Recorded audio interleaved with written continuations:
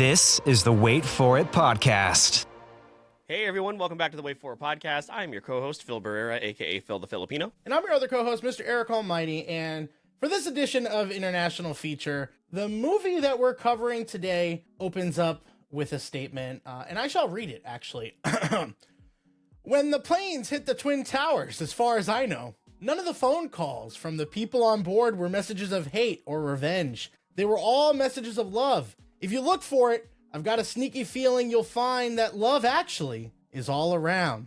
The movie we're covering today, if you haven't figured it out, is called Love Actually, and spoiler alert, the film may very likely be a terrorist attack on cinema. So, how's that for an opening? How is that for an opening? I just wanted you guys to know what you're getting into right away. Not only does it reference 9/11, it also has very un-9/11 policies when it comes to the airplane, the airport scene that we'll talk about later in this episode. Yeah, the audacity. Welcome to the February edition of International Feature. Typically, as Eric has mentioned in the past, like February for some reason is like the only month where we do a theme. We do rom-coms. So, of course, last week was When Harry Met Sally, which we've thoroughly enjoyed, and we boasted like, man, we're on a roll. Look at us. we keep finding bangers. Well, that means eventually, you know, all things must come to an end as we discuss this month's film, Love Actually, as for some reason, I guess, a Christmas film that people love to rewatch around the holidays. I don't know, man. I got so much to say about this movie. So much. Well, it's not even like the backdrop is Christmas. I'm so glad because we talked about, we stopped doing a Christmas theme international feature. We should have done this one. No. Yeah, I'm really glad we didn't do this at Christmas time. Really, really glad. Anyway, for those of you that are new to the podcast, or if you need a bit of a reminder as to where to find the rest of our content, make sure you stick around to the end of this episode, and we'll let you know where you can find all the rest of that. So, Love Actually, a film directed by Richard Curtis, came out in 2003. Love Actually is all around, per the Letterboxd synopsis. 8 very different couples deal with their love lives in various loosely interrelated tales, all set during a frantic month before Christmas in London. So, we go take for take here as far as takeaways, and I guess we'll try and be somewhat positive here before we get into what we really want to discuss, which is the rest of the film. I guess if I had to pick some of the characters that were like somewhat charming and redeemable, Liam Neeson and the stepson, maybe that's kind of cute, I guess. I don't know. Still feels a little strange for him to like teach his son all of that. I don't know. And his stepson as well. Hugh Grant and Martine McCutcheon, who is just, Natalie is just bullied for an hour and a half about Can we talk about the stunning fat woman. Can we talk about the fat shaming of women in general in this movie? Yeah, that's right. The sister at the end of the film as well. Like Natalie, who is this stunning woman, and I've seen people try to like write this off as like, yeah, never mind.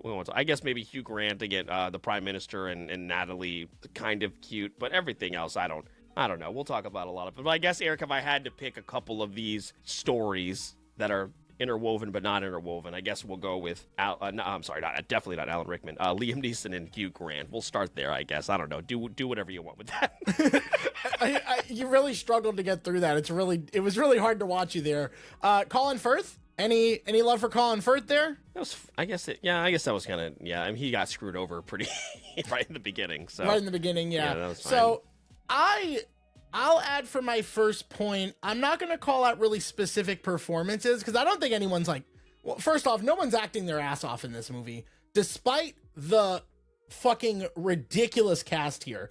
I'm really glad we did cover this movie from a pop culture standpoint. Because especially as an international film, a British film, this is a movie about Christmas in London. And I guess they just had everyone on site to do this movie because anybody and everybody pops up in this movie.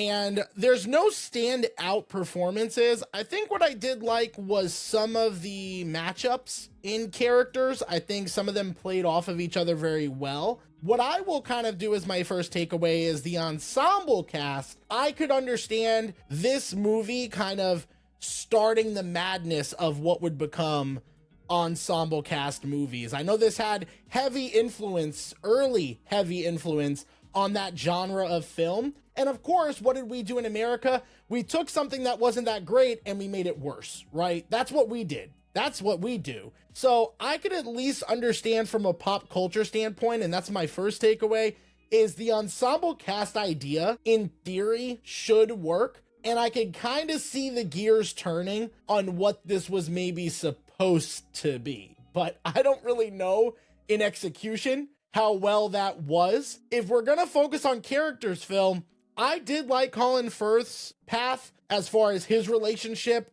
It's just with a lot of these, like I could point out a couple more, they're not really fully fleshed. This movie juggles so many relationships and so many things, and I'll get into that in another takeaway, but yeah, for every positive that I want to say about this movie, there's a but afterwards, and it's a pretty lengthy but. Yeah, only a few of you will even understand this reference, but this movie is like the Watch Dogs legions of rom-coms, in which the shtick for Watch Dogs Legions, which is a video game, is that anybody can be the main character. You could literally recruit anybody on the street to be a part of your team, and they'll have a specific set of skills, and Liam Neeson's in this, get it? And they can be added to your like uprising or revolution or whatever. That's kind of what they're, I guess maybe that's also set in London. So maybe Watch Dogs Legions, maybe they had watched Love Actually recently. Yeah, and the thing about the ensemble rom-com is like not a fan of them. Valentine's Day, New Year's Eve. We actually talked about this in our Up High Down Low like rom-com episode we did way back in the day with Game of Groans, and the only thing that's really been successful that we enjoy is Crazy Stupid Love, and there's a significant less amount of characters, of course, in that. It's a lot easier to follow, and not that I had trouble following any of these stories, they just weren't interesting, really, for the most part, or charming, really, in any way. Some of them downright creepy. Yeah, no, and I think that's kind of what I mean with the too many relationships to really, like, have any of them be fully fleshed. Crazy Stupid Love is exactly the movie I planned on bringing up for that reason. I don't know that it's big enough to be an ensemble, because again, like some of these movies, Phil, are like, I would say once we get past the number 4 in couples, like at that point, we're doing something else. We're doing something else of a film. And I think we had really, if I can recall, 3 pretty significant stories happening at the same time, but all revolving around characters. Some we knew were aware of each other, some we didn't. That all cultivated into this amazing scene where they all collide, right? And that was really, really special in a film like Crazy Stupid Love, where with this movie, it has some of the same elements, but because there's double or triple the amount of couples and or characters, I just feel like even if there were parts that you could like really connect with, it was really tough to do so. None of which were more apparent than maybe the most iconic scene in this movie, Phil, which is the Andrew Lincoln scene with Keira Knightley. That was their 3rd scene in the movie, about an hour in. What do you mean? What's happening? What's happening there? I don't get it. I don't understand. So yeah, we need to get to another takeaway here to continue the conversation before we just get into rant sessions. But again, those are the type of things I was thinking about. Crazy Stupid Love came to mind on how you do this right. Not a lot of other ones come to mind. Yeah, well, I was going to save that for like my third take, but let's just talk about that. That scene is my second takeaway because I never knew the context of that scene. I'd only seen the Keira Knightley, Andrew Lincoln part of it. And I will also say that the way that it's set up, I thought that maybe he was in love with the best friend, right? Like it kind of gave off those vibes that he was in love with Chiwetel Ejiofor, which that poor guy like has no idea that his best friend and his new bride like just share this romantic. It's not romantic. First off, it's creepy and it's it's very inappropriate. This moment outside, and he's just like in new marital bliss and not knowing what's happening in that like his that his new wife and best friend are creating a meme that will live on Tumblr forever. And it's not even like well earned in any way, shape, or form. Like, not at all. That's I think the thing to add to my second takeaway here, because I do think we're just gonna eventually at one point just end up in a rant session about this movie. So I mean, just forget the takeaway thing. Let's just do probably. But like mine is, and I kind of already stated this, so like I'll just throw it in here as an official takeaway. Like my issue is that this movie does not flesh out any single relationship nearly enough for what they decide to do with it. In this movie about love, you also have a separate story about a long-standing marriage being broken apart by an assistant. You know what I mean? Like, that's not great. You know, that's not awesome.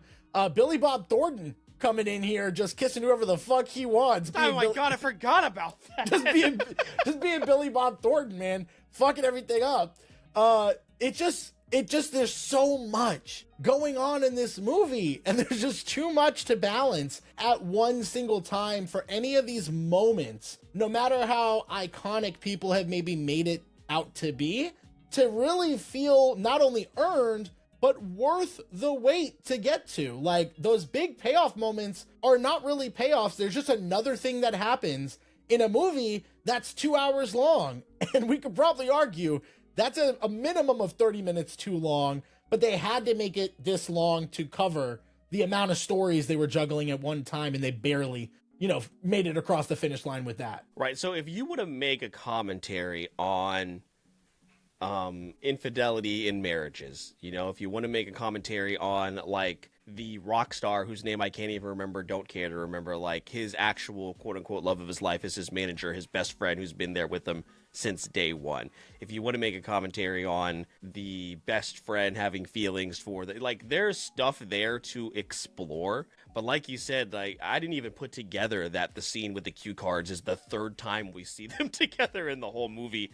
Didn't even clock that because I was having such a bad time. I did not care to learn about those details. And the movie's pacing is so weird with all of these relationships. Like, I remember it was at least it couldn't have been the fourth, more than the fourth. So maybe I'm off by one, but they get married. He's recording her. They're on a phone call, so they're not together in that scene, but they're on a phone call. She shows up to his flat, to his apartment. That's the second scene they're in together. Mm-hmm. Shows up to the flat, finds out, hey, you're a fucking creep. That's weird.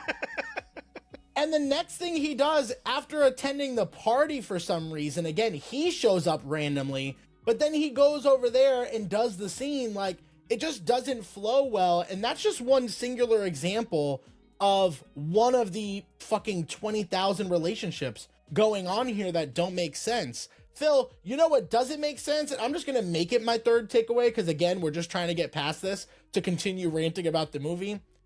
I want to know, what does Martin Freeman have on the industry of movies? What does he have? What blackmail, what copy of the Epstein files does he have to continue to get opportunities like this? He should not be in this movie. He's just dry humping somebody and then ends up with them.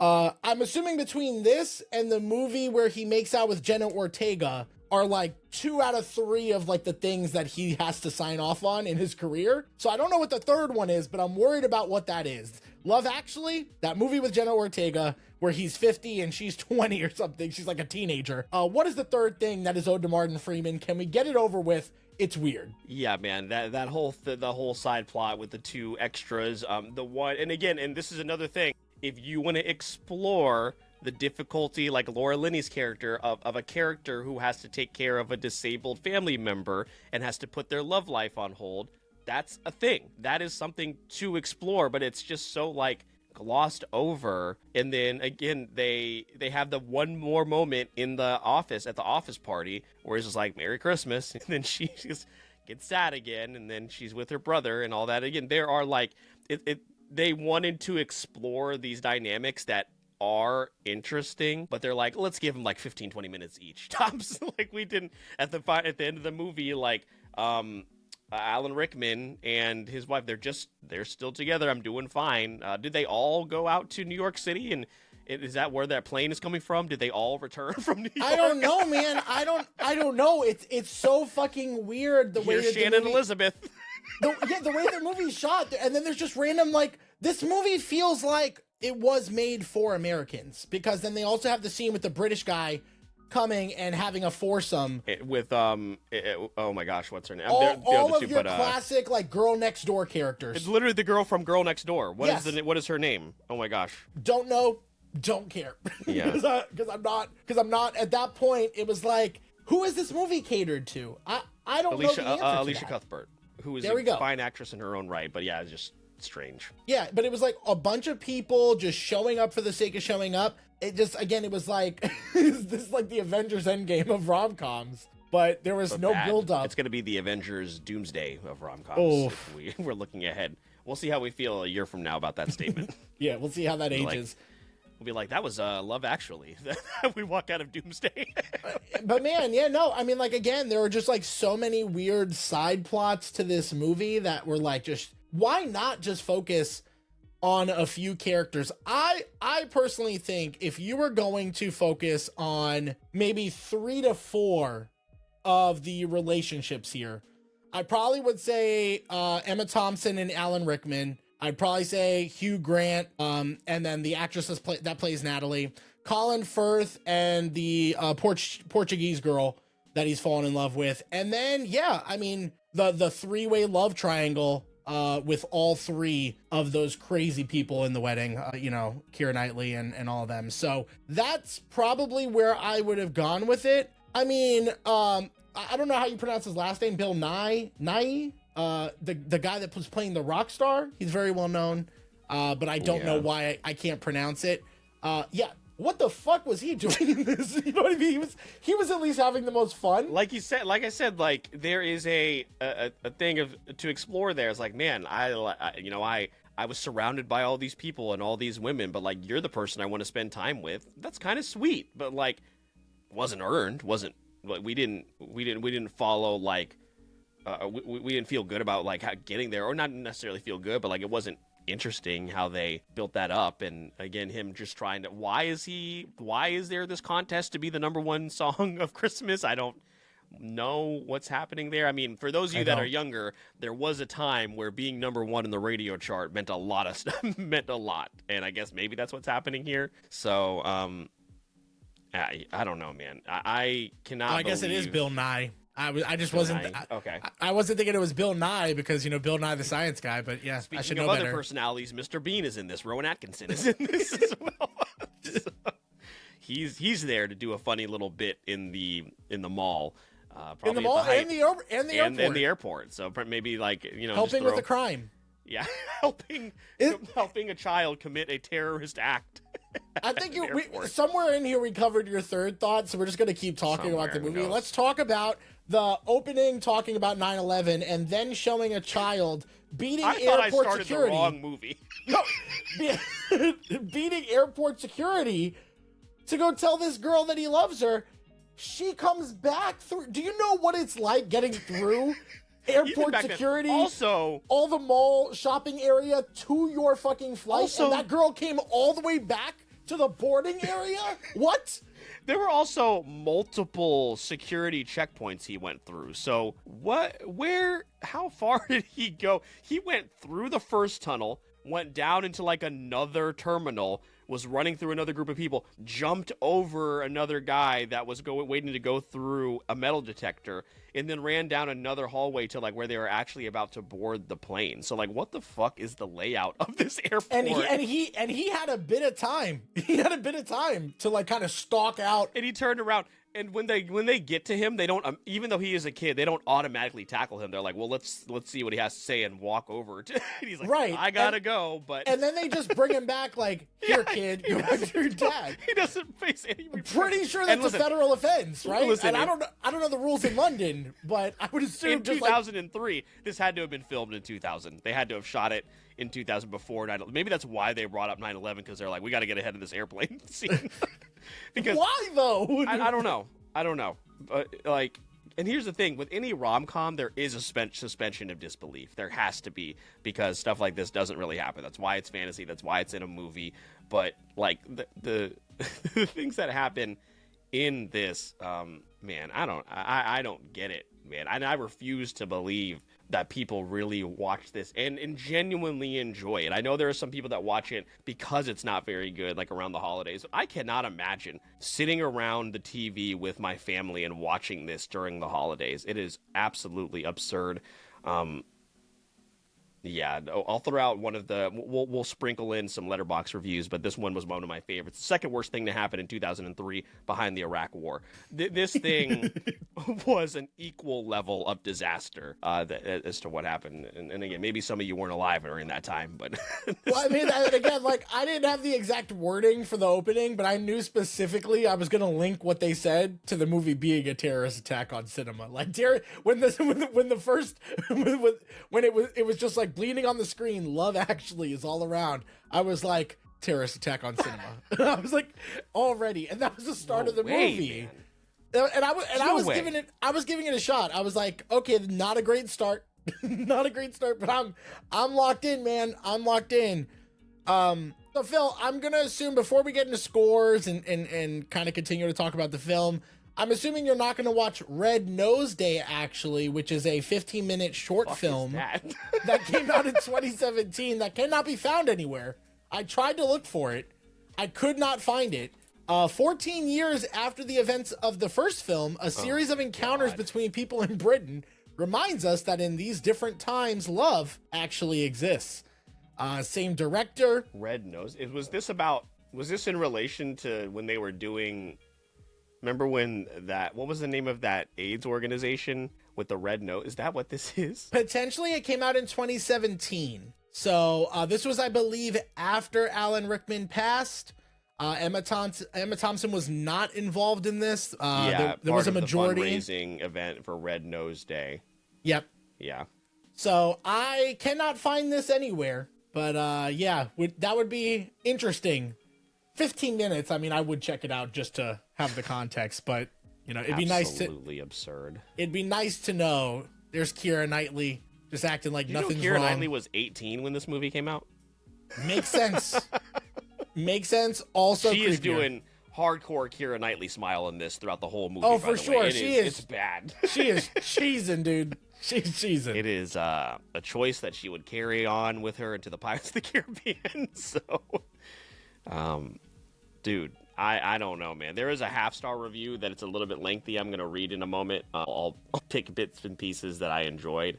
But I refuse to believe. And I also, I went to, I talked to Jordan and Philin about this, and I was like, dude, I just watched Love Actually. That movie sucks, man. And they were both like, oh, that movie's gross. It's gross. So I am very interested. Like you said, I'm glad that we watched this. Like, I'm interested to find people out in the wild. I might bring this to the artist group chat and be like, hey, anybody in here enjoy this movie? Yeah, then just delete them as they say they like it. Because this is like people from the group chat as they go. Like this is a weird movie to say oh, that's one of my imagine somebody going Pretty Woman level the way I go about Pretty Woman about Love Actually. Where does this rank? Hold on, let me see. Let me mute really quick so I can type out, because I think this the reason we watch this is that this is on a lot of best rom-com lists. Yeah. No, I mean, pull it up. I am going to tell you guys now, the movie is divisive in scoring, too. So, as we get ready to talk about that, I think you either think this movie is really good or you don't. On Letterboxd, it's a 3.5 average. We'll talk about, Rotten Tomatoes, IMDb. But 16% of the ratings is a 5-star review. How? 190,000 people said this deserved 5 stars. How? Yeah, no, man. There are in the rom-com genre is not in great shape now. It's kind of gone opposite of a horror, where horror is in a really great experimental spot. Rom-coms are still trying to find that balance because of how things are. Now in these days and how things have changed, and which is a good thing. And that means whenever we do get a good one, that means the writing is really good. And so this one definitely has not aged well. But I also couldn't imagine going into it in 2003 and being like, oh, I believe in love. I remember walking out of Hitch, you know what I mean? Walking out of Forgetting Sarah Marshall, walking out of some of those, even those raunchier rom-coms of the early 2000s, and being like, that was really fucking cute. But I just could not imagine walking out of this thing and feeling good about what I just saw. I don't know, man. We got to find someone who saw this and again still finds it really endearing, because I would love to hear what they have to say. Yeah, it's really a shame. I guess we went on a 2003 kick here of movies, because I went to find like 2003 movies. Here's Memories of Murder, Old Boy, Battle Royale. Oh, what a crazy year. what a crazy year of movies just in general. But yeah, like, again, just looking at this movie in a nutshell, it's such an odd creation of a film, and it's not surprising that the director really doesn't have a lot outside of this, although he has another film called About Time, which I've heard really good things. It's got Rachel McAdams in it. And isn't it Adam Driver? No, but it's the other guy that's in Star Wars. Hold on. Oscar Isaac? No, it's I want to respect him a little bit more because like he deserves it, but like also Dom Gleason? Oh, okay. Yeah, okay. I can't pronounce. I didn't know he had that type of first name. I didn't know that was him in this. Because I see this poster all the time. Maybe we should have watched this. Yeah. Shout out to he's Brendan Gleeson's son. I didn't know they were related. His last name is Gleeson, and it's Hollywood. This is like when he does look like him. This is like that interview with where what's his name finds out that Liam Hemsworth and Chris Hemsworth are related. He's like, oh, you guys do have the same last name.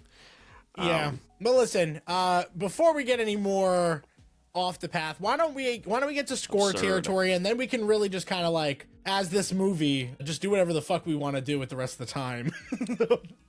Yeah, I would like to not think about this ever again after this episode. Rotten Tomatoes score, 65% tomato meter, 72% popcorn meter score. It has a 7.5 rating on IMDb, which is insane. And then, as Eric mentioned a moment ago, it has a 3.5 average over on Letterboxd. I fought with giving this. Am I gonna lower it? I'm letting you know. I lowered my score as we talked. I think I was stretching personally.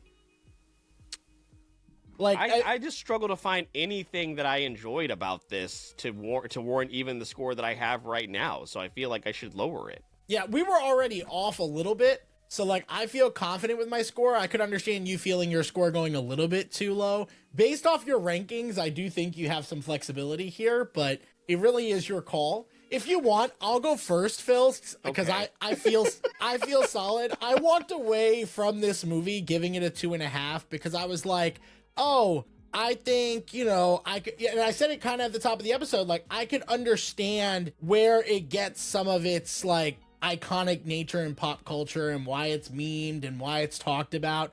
And then as we continued to talk and I like struggled to stay on topic for anything positive to say, I bumped that down to a 2 real quick just during this episode. I don't think I could give this less than a 2 because I think there are bits and pieces of this movie that could work in another universe where this film is made differently, or it's cut up into 2 films where all the bad shit, put Martin Freeman, put the guy that goes to America and does the foursome with the girls, do away with a couple of the storylines that don't make sense, and then stick and focus on some characters you really want to develop and flesh out and tell their stories. I can see this movie working. It isn't that movie, so I do have to score it appropriately, but it has enough elements that I think it survives going under the 2-point range for me.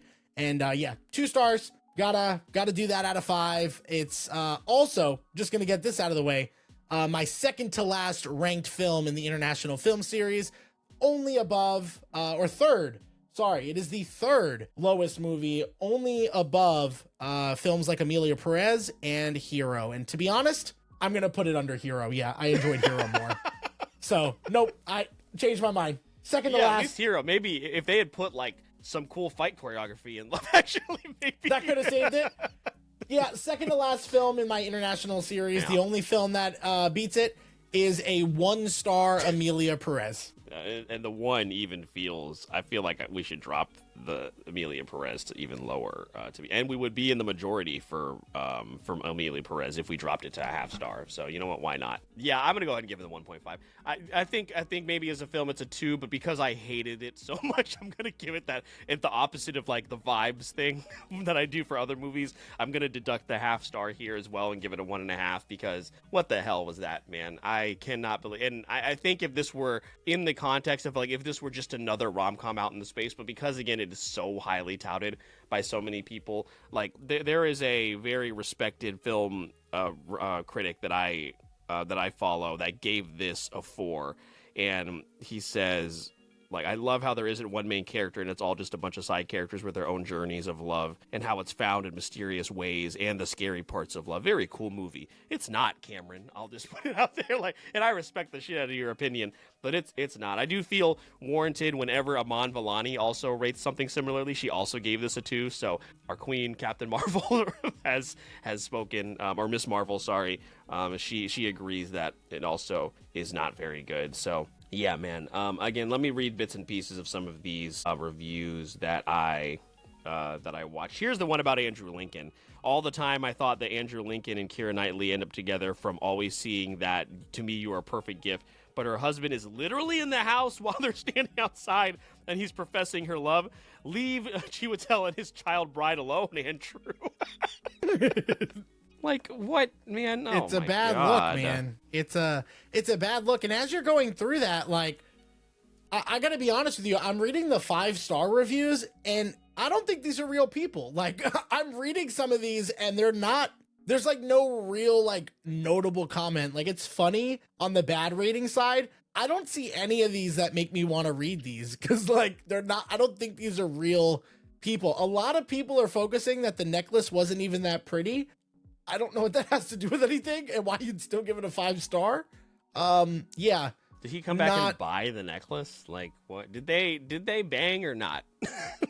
They did. It's heavily implied that they did. It's heavily implied that at the end of the movie they are either it's separated, kind of like left up to the air, like they're separated, but they're not. They're co-parenting. Because again, there was some type of fucking trip everyone went on. everybody in the movie went on this trip to the same place. It was like getting them all to the school was at least somewhat coordinated. It still was pretty sloppy, but was somewhat coordinated. They did the airport scene just fucking because. Just because a few scenes later. Yeah, but like a lot of these are like of rom-coms. A lot of these 5 stars are like one sentence, like just one-liners. And like I don't think these are real people that scored this movie, if I'm being honest with you. Yeah, here's another one. This is a 1.5-star review. Even though this movie features Bilbo Baggins as a porn star, Oscar Schindler dealing with a son who is insanely annoying, Domino Harvey and Rick Grimes having a stupid relationship that ends with Rick Grimes holding up poster boards, the King of England getting lost in translation, and Snape and Professor Trelawney falling out of love, it's still rather horrible. So, yeah, man. And then, again, the lengthy one, I won't go through all of it, but just basically saying, like, there's no way that people, like, watch this movie around the holidays. You refuse to believe a bottomless black pit has opened up itself inside your heart and can never be closed again. Your world is upside down, and very happy memory of you. A memory you have of this person is tainted by 2 words, love, actually. Like, talking about the person that had recommended this movie to you, and then just ends with 3 shame like as far as the review of this film. But man, I like I said, I would love to hear what people have to say that like genuinely enjoy this. It certainly doesn't help itself for a watch in 2026. I don't even see how it could be redeemable in 2003. So maybe we'll get those people that were like, oh yeah, I haven't watched it since then. Maybe we'll get some of those responses, but what the hell, man? This released November 2003 in the States, so it was billed as a holiday movie. Like, no way, man. That's Again, I stand by my words. This was a cinematic terrorist attack, and it was, And I hope we forget. Actually, I would like to forget this. Always forget. Yeah, Love Actually. So. That's our thoughts on the movie. Man, there are a lot of other things I'm sure we could have came up with and really nitpicked about this movie. We're gonna remember stuff in about 10 minutes in the post show, and we're gonna be pissed. Yeah, we're gonna be talking back and forth on Discord. Like, damn it, do you remember this 19th subplot that they snuck in there that we didn't get a chance to complain about. Yeah, Love Actually, guys. Did you think that maybe the kid was in love with the adult, with an adult woman? Oh, yeah, I definitely thought it was like a teacher. I definitely thought it was a teacher or a parent or something along those lines. Yeah, I definitely thought that would be. Would have been more interesting, you know. That would have been it. Yeah. Liam Neeson finds love after his wife's been dead for like a month. So with somebody random who he doesn't even know her name. He calls her Karen. She has to correct it. She's like, no, it's Carol. Yeah, again, Shannon Elizabeth and Denise Richards just show up at the very end. Yeah, they're like, remember, was this? Yeah, this was after American Pie, so like that was like the height of Shannon Elizabeth, and then Denise Richards as well. So like, yeah, here they are. Again, that's why I don't know, like, who was this movie? Was this catered to a British audience? Was this catered to an American audience? Like, I'm sure there's a little bit more of a story behind the whole nuttiness of the way this movie was just curated. British humor, I like. I don't want to say I watch a lot of British humor, but like I typically do enjoy it. But like nothing in here. I maybe chuckled a couple of times, but that was basically, and it mostly was because Mr. Bean. So, which isn't where you want to be. Yeah, that's not where you want to be. Just give me a Mr. Bean. Being Mr. Bean. Just give me a Mr. Bean rom-com. I'd rather watch that. I think there is one. I'd rather watch that. I would have been okay if he had a romance subplot. Remember when they gave Rowan Atkinson his own spy movie? We should watch that, actually. we don't have to. We don't have to, Phil, if you don't want to. I disagree. I think we Listen, just because I want you to watch The Owls of Ga'Hoole doesn't mean you have to punish me. You punished us both by picking Love Actually. We mutually agreed on this movie. I'm not taking full blame here. We really need to make an Interstellar video of us watching. Yeah, we should do Love Actually. No, don't do it. Just have a bunch of clips. We're gonna remove you from the group chat. Don't remove me from the group chat. Again, I'd like it to be known. You know, we could have watched The Count of Monte Cristo. You won't stop doing that. You won't stop doing that. So yeah, like the next one up was Love Actually after that. Again, it just is what it is. You know, we could have done The Secret Agent. There could have been a lot of other films, but at the same time, we did want to do a romantic, rom-com international feature. Year's rom-com international feature? It was. Hold on, I have Amelia Perez. That's okay. So maybe the February international feature is God. That's a lot of downloads. Maybe we stopped. The one before that though was Hai Nana. Yeah. Hai Nana was great. Boy, what a roller coaster of a movie. Yeah, definitely one. If reboot van wise, a movie we liked that I would watch again. It's I gotta justify the score because I walked away fucking heartbroken from that movie. Like I remember crying. I physically let out tears for that movie. Yeah, I could not believe it. Again, like we say this every time we bring it up, you just take the music video out of that movie, and it's almost perfect. It might be a 5. It might be a 5. So yeah, I mean, again, we were on a roll. This is the first one, probably since the first Slam Dunk, and that movie's fine. I just wasn't very interested in it. Yeah, that we were like, I mean, the Battle Royale was like a little divisive. I enjoyed it more than you did, but you also did not hate it. Yeah, I didn't hate it. It was a fine watch. Mm-hmm. Yeah, so we've been on like a 6-7 month streak. It had to end at some point, and now we just pick ourselves back up again. And guess what? Oh, I didn't even tell you guys where it ranks in mine. We're way past that now. Did you update it since you lowered the score? No, it's still 37 out of 40. So it's still before Porco Rosso, sorry Briar, The Boy and the Heron, and Amelia Perez, but just right behind Bahubali and the first Slam Dunk and Bell. So we discovered that I don't have any. I go from 2.5s to 3s to 3.5s. So, again, wildly successful series for the most part. So just some of those misses. Yeah. Usually with Studio Ghibli. Yeah, and you got to throw a couple in there. You know, the next one we'll be doing for Late to the Party is Aaron Brockovich. So I have no doubt we're gonna be back on top. Yeah. Do we have an international have a good time for March? We haven't picked yet, have we? Sentimental Value. Oh, that's right. Yeah. And that was just for an Oscar. that is the plan anyway. We're going back leading up to the Oscars. Stellan Skarsgård, nice and dependable. Yep. A lot of nominations, Oscar wise too. So really fitting. Yeah, can't remember why we decided to do Emilia Perez. I think it's maybe because March was going to be too late for that release on the day. I think we just had to see it for ourselves. Like we saw all the memes and we're just like, we gotta watch this. Yep, and Eric is not a glutton for punishment when it comes to bad films. I am, and even I was like, oof, this is rough. Really, really one of the worst films I've ever seen in my life. I got to go through that list one day. But yeah, guys, Love Actually is all around. Love Actually sucks. So yeah, hopefully you didn't think this podcast sucked. Maybe you're like a big fan of this movie and we just shit on it for 50 minutes, but hopefully that's not the case. And if you'd like to know where you can find the rest of our content, make sure to click the Linktree link in the show notes of this and every single episode. You can find us, of course, on social media, on Instagram, TikTok, joining our growing Discord community. Make sure to follow us over on Twitch, where we stream each and every other week. And if you want to support the show, of course, head on over to YouTube, like, share, subscribe, leave 5-star reviews on your podcast player of choice. That's also very beneficial as well. Make sure to follow Eric on his personal Twitch channel, where he is streaming up to 3 times a week, and follow myself on social media as well, as I continue to navigate my voice acting journey through 2026 and beyond. But if you find yourself wanting to get a little bit more from the podcast, including participating in our very first Patreon month, which is coming up in a couple of months, Eric will let you know more about that before wrapping us up. Yeah, so all the free stuff Phil mentioned is much appreciated, but if you want to go beyond and support us a little bit more, you can become a patron, like many on our Patreon, like Briar, T3 Kato, Vintage, Corey from The World Is My Burrito, Nick Casbaro from the Vitalarium series, and Botter from the Shortbox podcast. All of them are supporting us monthly in exchange for behind the scenes and early access to episodes like this one, for just a little bit of money. But if you can't do that, that's okay. That's okay. We understand it. You'd rather spend your hard-earned money on films like Love Actually and going to see them in theaters. You could do that, but you could also do all the free stuff Phil mentioned. We greatly appreciate it. And that is really it. Everything beyond this point is a blur. My name is Mr. Eric Almighty. That is my co-host, Phil the Filipino. And please remember that we release new episodes every Wednesday.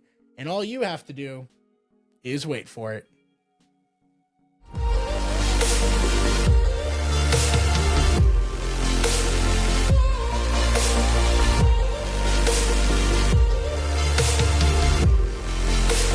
This is the Wait For It podcast.